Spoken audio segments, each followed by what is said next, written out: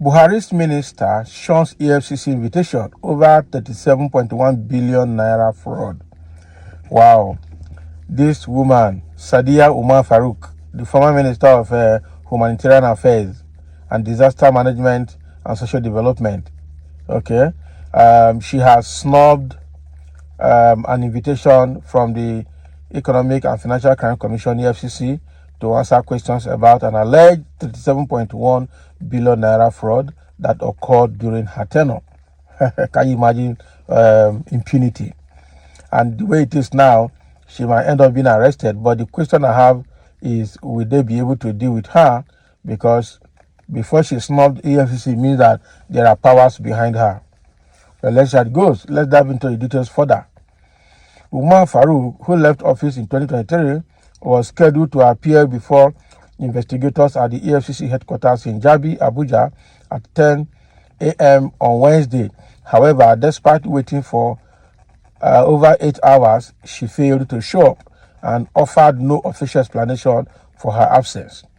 Documents revealed that the invitation was linked to an ongoing investigation into the alleged laundering of 37.1 billion naira through a contractor, James Okwete, during Umar Farouk's time in office.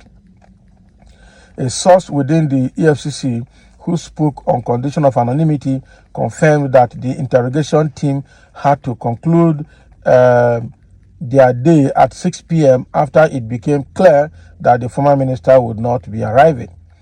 We just closed from work now because she didn't show up today, and it is 6 p.m. already. So it's certain that she is never going to show up today, the Punch newspaper reported the source as saying. So the question is, why did she then snub the invitation? What is giving her that impunity, that courage, okay, to do what she did? Because the fact remains that she will answer that question. Unfortunately, such investigations have ended up, or have always ended up, as kangaroo investigations. All those documents are there. EFCC will have facts, but along the line, powers that be will just intervene. And then after a while of power play, the case will just die natural death. That is the way I see it. And it's actually a very bad one, frankly speaking, if we continue like this. People commit heinous financial crimes, and nobody or no penalty, no consequence follows it. Okay, at the end of the day, they would rather use the money, part of the money they've stolen, to buy justice for themselves. Sometimes they try to challenge EFCC in court. So how can we continue running the country like this and we're expecting things to get better? Things cannot get better like this. There's never a way things will get better like this. So whether she like it or not, Sadia Umar Farouk will need to appear before the EFCC to explain herself. That is the truth. There are so many politicians right from 1999 to date that have been involved in corrupt practices or corruption cases, but they never see. Some of them have never even been invited. Some have never been arrested. Some have been invited and case files are running cold because for some reasons they just, suppressed and hibernated the cases. How long are we going to continue like this as a country? You can imagine laundering of 37.1 billion naira. Wow. That is huge money. Meanwhile, the government is borrowing money left, right, and center, taxing citizens, collecting bank charges from citizens just to meet up. And at the same time, individuals have huge amount of money that can even offset Nigerian budget. And we are running a nation. Something must be done differently, I'm telling you. And right now, they are trying to increase fuel pump price now from 700 naira it is to 1,200 naira. Is that not to keep people? And Nigerians are still looking at it as if it is normal. Something must be done. You cannot tell Nigerians to bear with you and sacrifice. But meanwhile, the politicians are moving monies in bags, huge cash moved in bags, and nothing is happening. Now, this thing can only be for a while. I'm sure by the grace of God, things will change, and when action will start, it will get to a point, action will start, and even the government will not be able to quench the action. That is it.